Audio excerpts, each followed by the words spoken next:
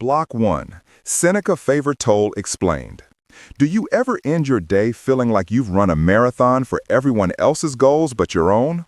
Your calendar is a mosaic of other people's priorities. Your energy is gone and you're left with nothing for yourself.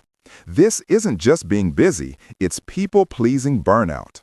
It's the automatic yes to a colleague, the of course to a friend, the silent agreement to take on too much. What if an ancient, battle-tested mental hack could stop this? It comes from the Stoic philosopher Seneca, and it's called the favor toll.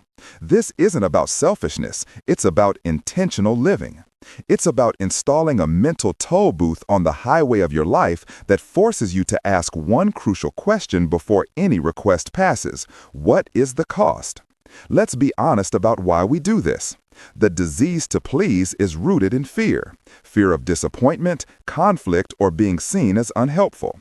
We crave validation, and being the reliable go-to person provides a temporary rush followed by the crash of being overwhelmed. Think of the quick question that kills an hour of focus, the dreaded family obligation you attend out of guilt, or the small favor that balloons into a weekend project. Each yes is a transaction, and we rarely check the price. We treat our time and energy as infinite, like a public commons for anyone to use, and then wonder why we're left with nothing. This cycle erodes our boundaries, diminishes our self-respect, and leads to a chronic burnout where we resent the very people we're trying to help. This is where Seneca steps in, not as a dusty philosopher, but as a brilliant life strategist. 2 millennia ago, he saw people being careful with their money, yet wasteful with their only non-renewable resource, time. He famously said, "It is not that we have a short time to live, but that we waste a lot of it." The favor toll is the practical application of this insight. Imagine every request is a vehicle trying to access your personal highway, the road to your goals and peace. The favor toll is the gatekeeper. Before you lift the barrier with a yes, you must assess the price of passage. It's a simple, powerful mental calculation. What will this favor cost me? Not in money, but in the currency that matters: focus, energy, and direction. This isn't about being transactional in relationships. It's about recognizing your resources are finite and that you, as the steward of your life, must allocate them wisely. Every yes to someone else is an implicit no to something for yourself, be it deep work, rest, or time with family. Let's break down the toll into its 3 critical parts. First is the time toll. This isn't just the task's duration. It's the context-switching cost, the time to refocus, the cumulative damage of interruptions.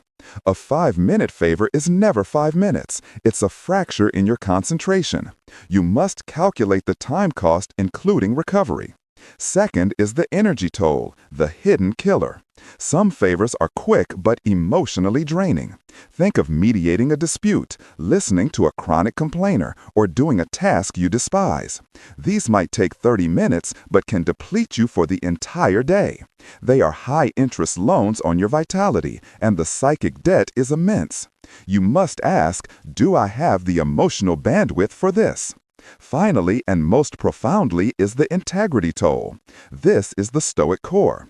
The question is, does this yes align with my values and goals? Saying yes to an unethical project, helping someone cut corners, or sacrificing family dinner for a non-urgent work task carries a heavy integrity toll.